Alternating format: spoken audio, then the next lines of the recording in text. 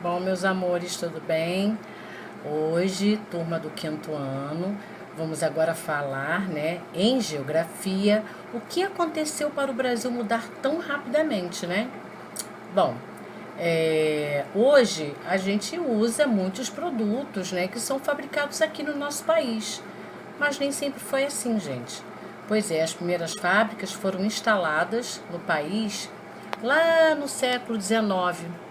E até o momento, os produtos que eram industrializados eram comprados de outros países. Pois bem, no Brasil só eram produzidos tudo que era plantado, ou seja, que era proveniente da agricultura, da pecuária, do extrativismo.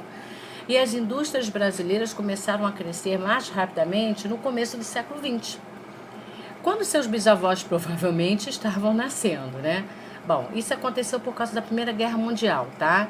Os países envolvidos na guerra pararam de fornecer as mercadorias que eram vendidas para o Brasil.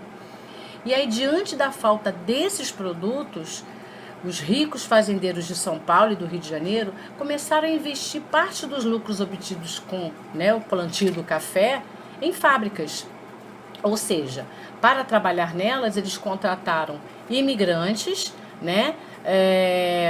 E aí, esses europeus que já haviam trabalhado em indústrias de seu país de origem, já tinham essa experiência já, né? E aí, ou seja, mesmo com esse investimento, até 1930, eram fabricados no Brasil apenas produtos em que era usada pouca tecnologia, né, como tecidos, alimentos. Aqui a gente tem, né, trabalhadores italianos em fábrica de produtos têxteis. Têxteis são o quê? São tecidos.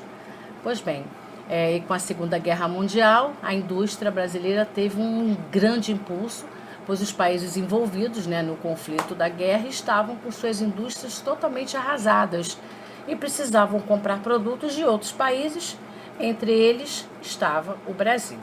E aqui nós temos, né, perdão, aqui nós temos o nosso grande presidente Juscelino Kubitschek, né, que na época estava inaugurando, né, a montadora Ford do Brasil, né, montadora de carros, né, em São Paulo, em São Bernardo do Campo.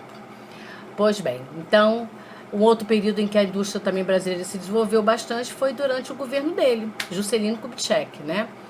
Uma das principais medidas do governo nessa época foi o incentivo de instalação dessas grandes empresas multinacionais no setor industrial do Brasil. Pois bem, e aí nesse período também foram fundadas as primeiras indústrias de máquinas e ferramentas e de construção, né, de indústrias, que eram as indústrias siderúrgicas e metalúrgicas. Também chegaram as multinacionais que produziam equipamentos para a atividade rural, iniciando então a mecanização e a modernização do campo. Bom, gente, os produtos fabricados em São Paulo e no Rio de Janeiro eram distribuídos para todo o país. E as matérias-primas para as indústrias, que eram produzidas em diversos pontos do país. Pois bem, com os produtos industrializados, né, tem mais valor que as matérias-primas no setor primário. E aí as desigualdades entre os estados brasileiros aumentaram, ok? Bom, e agora eu gostaria que vocês prestassem atenção que a gente tem aqui, né, os modos de vida na cidade e no campo, que são realidades completamente diferentes, né, as áreas urbanas aqui, onde as pessoas vivem, né, um movimento bem acelerado, né, com contraste da vida urbana, cidade mais pacata, o ritmo de vida das pessoas é completamente diferente, né, e a qualidade de vida também. Aqui nós temos as pequenas e as grandes propriedades no campo. A gente sabe que no Brasil há poucas propriedades rurais, né, que são muito grandes e muitas que são bem pequenas, isto é, há uma má distribuição de terras também.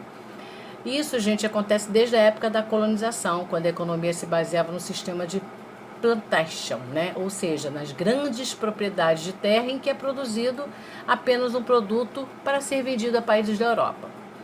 Bom, atualmente, gente, as propriedades continuam vendendo, a maior parte de seus produtos para outros países, tá bom? E o principal produto agrícola cultivado nelas é a soja. Pois bem, as pequenas propriedades são as principais responsáveis pela produção dos alimentos vendidos no Brasil, né? E também consumidos no dia a dia. E aqui normalmente as famílias, né?